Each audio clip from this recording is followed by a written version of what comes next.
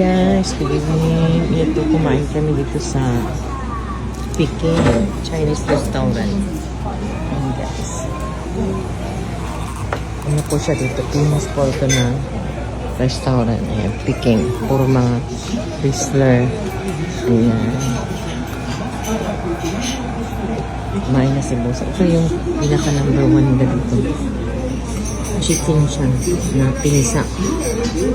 Ang sarap pa rin. Crispy. Guys.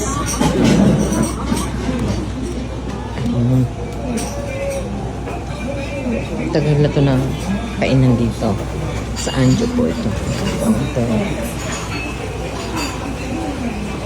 Ang mga ano nila.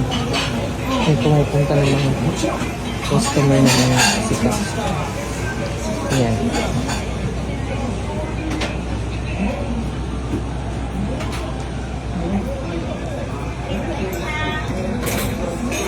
Hintay mo na kami guys. Thanks for watching.